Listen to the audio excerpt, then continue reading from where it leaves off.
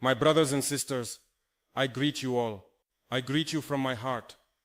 And I speak to you not as a president, not as a soldier, but as your brother from Africa. Listen carefully, because what we are seeing in our region now is not small, not something to take lightly. It is history walking in daylight.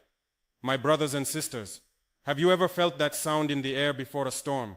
That silence that feels loud? That is what is happening right now in Uganda, our neighbor, our African brother. The people there are standing at the edge of a big change.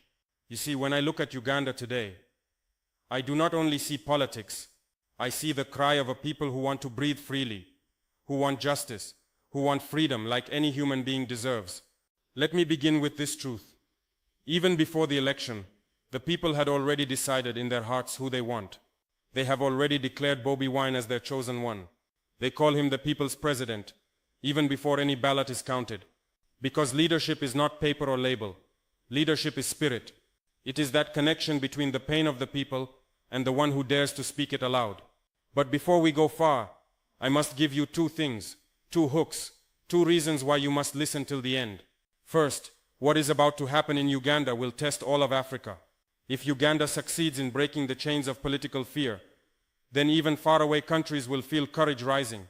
If they fail, then tyranny will laugh and say, "You see, Africans will never stand." So my brothers and sisters, this is not only their fight, it is ours too. Second, pay attention, because this election is showing us how power reacts when it is afraid. In Uganda, we are not only watching leaders, we are watching systems fear their own shadow. They have controlled the land for so long. But now the people are standing up, and when people rise, even mountains tremble. So now, let me tell you what is really happening there.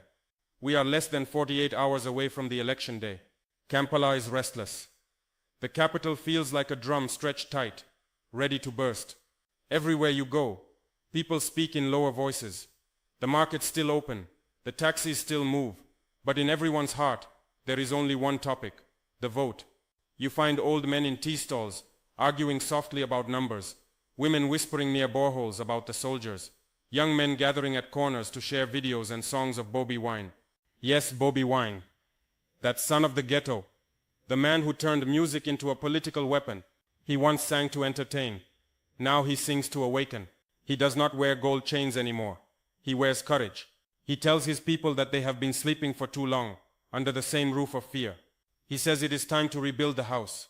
I watched his recent message, and my heart felt heavy, not with sadness, but with respect.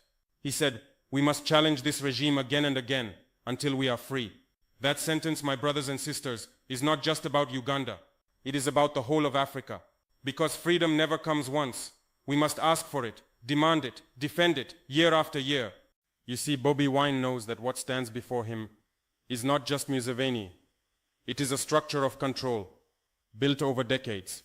It includes the soldiers, the police, the election office, the state radio, the fear in people's hearts. But slowly that fear is fading. Slowly the people are realizing that they are the majority. And a majority that knows its power can no longer be silent. Now Museveni, the man who has ruled Uganda since 1986, he is still standing there. Many of you were not even born when he first took power. He fought wars, he built roads. Yes, but he also built a rule that refuses to end. He says now that this will be his last term. He says he only wants to finish his projects before going home. But haven't we heard that song before? Across Africa. Just one more term, my people. Just one more. And that one more becomes 20 more. Museveni is now 81 years old. If he finishes another 5-year term, he will be 86. Some Ugandans joke and say, maybe he wants to rule until he meets God at State House. But the truth, my brothers and sisters, is that power is sweet. Those who taste it for too long forget the meaning of sharing. And what of his son, General Muhoozi? He now speaks like the heir of the throne. He says, "Let there be peace. The election will be free and fair." But his tone, it sounds like a warning more than comfort. He tells the people not to hang around the polling stations, not to protect their vote, because everything will be transparent. But the people know better. They remember 2021. They remember when Bobi Wine was placed under house arrest right after voting. They remember how thousands were arrested, how some disappeared, how results came like magic before counting ended. Still, Bobi Wine stands calm. He says, "This time, it is not about me. He tells his supporters, if they arrest me again, do not stop. Continue. He has made the people the campaign. He has made them the protection of their own voice. That is a powerful thing, when a leader makes the people bigger than himself. Now let me tell you something important. The movement in Uganda is no longer a city event. It has reached villages, farms, fishing towns, even refugee camps. I saw one video, an old woman, almost 90, wearing a torn red scarf, saying, "This time I vote for my grandchildren's future." My people, when the old speak like that, you know the seeds of change are deep in the soil. Even the youth, you see them printing posters by hand, singing songs, carrying flags. They do not have money for big rallies, but they have passion, they have unity. That is something no regime knows how to fight. Because you can arrest a person, but you cannot arrest an idea. Ibrahim Traore knows that too well. When we in Burkina Faso rose up, we did not have tanks, but we had hearts. You cannot defeat a heart that believes. And now Uganda stands on that same path. Let me tell you how the streets look now. Soldiers stand at every junction with heavy guns. The government says it is to protect peace. But peace does not come from rifles. Peace comes from justice. People have learned not to be provoked. They walk quietly, but they carry their fire inside. Some whisper, if they try to steal again, this time we will not go home. Others say, we will sit in the streets until they listen. And what about the world? The international observers are landing. The foreign media is watching. But Ugandans remember how those same outsiders said nothing when bullets flew in past elections. Bobi Wine said it openly. We cannot depend on outside mercy. We must depend on our own hands. That sentence, my brothers and sisters, shook the hearts of many Africans, because it reminds us, nobody will free us but us.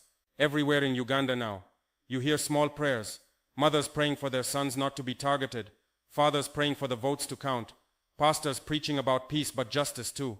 Even the children draw pictures of red berets in their notebooks.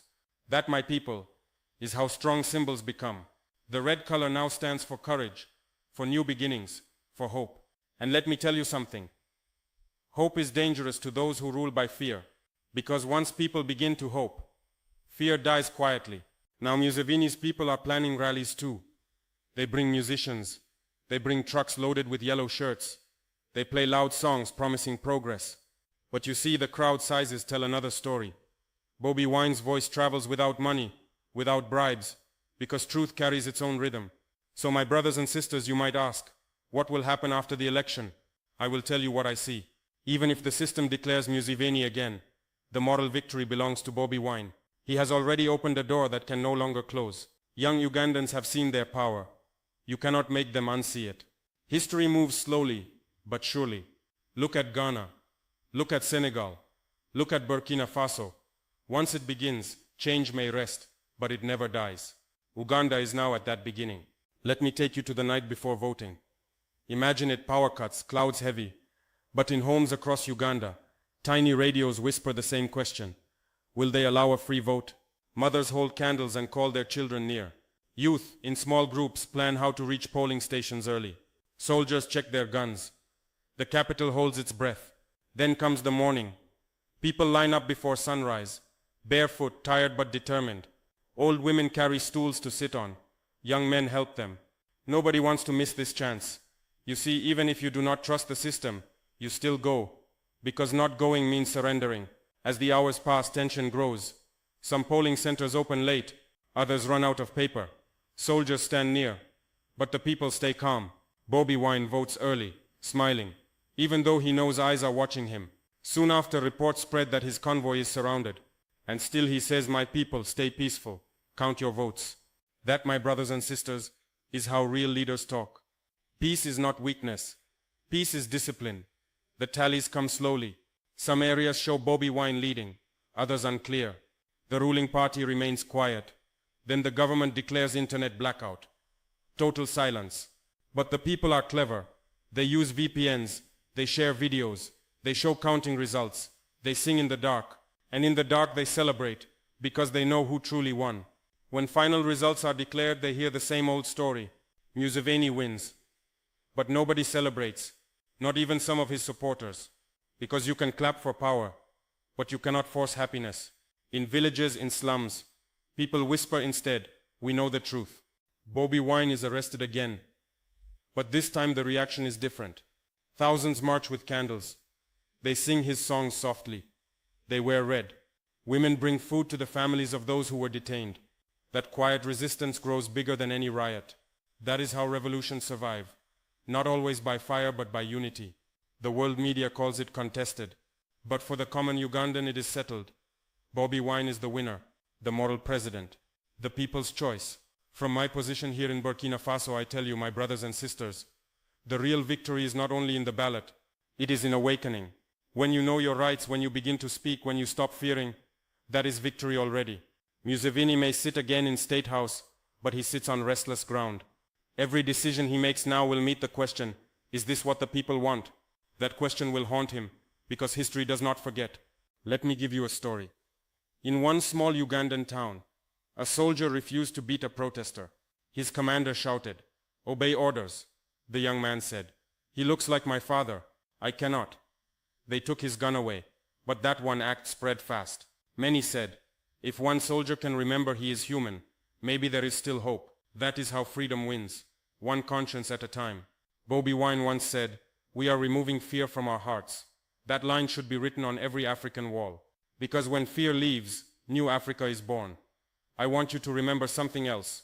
When one African country fights for justice, others must not watch silently. Kenya watched Uganda during its last election. Tanzania learns from it. Even we in West Africa, we take notes. Because injustice anywhere in Africa weakens us all. So I call upon all my brothers in leadership. Let us not be afraid of young voices. Let us mentor them, not jail them. Because if you kill tomorrow's leaders today, who will guide the future? The spirit I see in Uganda today, it reminds me of Sankara, of Lumumba, of Nkrumah. They all faced resistance, but they planted ideas, and ideas never die. Bobi Wine is from that same stream. Different age, same fire. Now, my brothers and sisters, the days after the election are filled with silence again. Streets slowly return to normal, but minds do not. Something inside has changed forever. The people now look at police differently, at government differently. They have discovered that power is not above them, it is below them, built by their hands. That is how Africa grows, not overnight, but through realization. And I, Ibrahim Traore, say this to all listening. The time for Africa to remain quiet under old chains is ending. Uganda's journey is showing us that no matter how long lies sit on the throne, truth will always find its feet. The world may try to divide us with stories of tribe, religion, party, but the real divide is between those who serve the people and those who serve themselves. Bobi Wine serves the people. That is why the poor stand with him. That is why history will put his name among those who dared to speak when silence was easier. As I speak to you now, many Ugandans live in fear, but also in pride. Teachers, boda riders, farmers, all saying quietly, "We did our part." Yes, they did. Because the beginning of change is not when results are announced. It is when fear decides to leave the people's hearts. And that has already happened. My brothers and sisters, that is why I said at the start, Uganda's story is Africa's story. If they stand tall, so will we. If they fail, we must still learn. Because every struggle teaches us something about courage. So let us stand together. From Ouagadougou to Kampala, from Nairobi to Dakar, let us remember that Africa's freedom will not come from outside. It will come from Africans who refuse to kneel. I end by saying this: Africa is changing. The sound coming from Uganda today is not noise. It is music of awakening. Bobi Wine is not only a politician. He is a symbol, a mirror, showing us what ordinary people can become when they believe. May justice walk beside Uganda. May peace follow her roads. And may every leader who fears the people's voice rethink. Because the era of eternal rulers is ending. The new Africa is rising, and no one can stop it now. My brothers and sisters, stay awake, stay brave, stay united.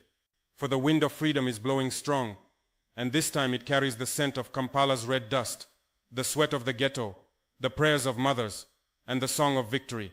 And when tomorrow's sun rises over Uganda, it will shine not on one man's crown, but on the faces of millions who dared to hope. That is your story, my brothers and sisters. That is Africa's heartbeat, and we must never allow it to stop.